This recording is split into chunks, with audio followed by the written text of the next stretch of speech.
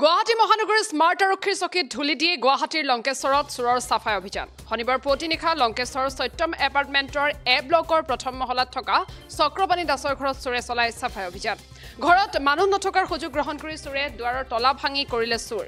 CCTV কেমেৰাত সত্যম এপাৰ্টমেণ্টৰ B ব্লকত চোৰ অহাৰ খবৰ পাই আৱাসিক খবৰ দিয়াৰ পাছতে আৰক্ষী ঘটনাস্থলীত উপস্থিত হৈছিল। কিন্তু আৰক্ষী তলত থকাৰ সময়তে চোৰে আৰক্ষীৰ চকুত ধূলি দি চুৰি কৰি নিয়ে বহু সামগ্ৰী।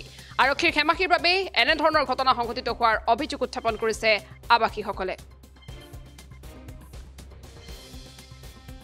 ঘটনাটো এনেকুৱা, ৰাতি 1:30মান বজাত মানে আমাৰ ইয়াতে দুটা ব্লক থাকে, এটা এ ব্লক আৰু এটা বি ব্লক। বি ব্লকৰ ফালে ৰাতি 1:30মান বজাত মানে সিফালে মানে এলাৰ্ট পাইছে আৰু মানে চিচিটিভিৰ এলাৰ্টৰ পৰা সিহঁতে মানে গম পাইছিলে যে চুৰ সোমাইছে।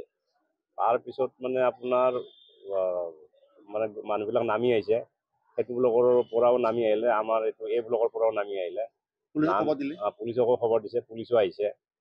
তাৰপিছত মানে আপোনাৰ 4টামান বজালৈ মানুহবিলাক তলতে আছিলে। থকাৰ পিছত আৰু বি ব্লকত কাৰো তাতে সোমাব পৰা নাই।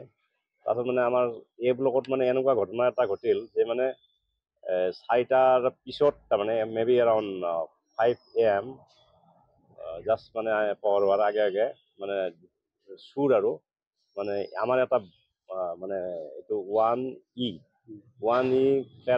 ফ্লেটত মানে চুৰ সোমাইছিলে, চাগে আগতে সোমাইছিলে। তাৰপিছত মানে 5টামান বজাত ৰাতিপুৱা মানে বাহিৰৰ মানে এটা মানে ইমাৰ্জেঞ্চি গেট এটা থাকেতো, সৰু গেট, সেইটোৰ পৰা মানে বিছনা চাদৰ এখন লগাই পেলাই নামি গৈছে।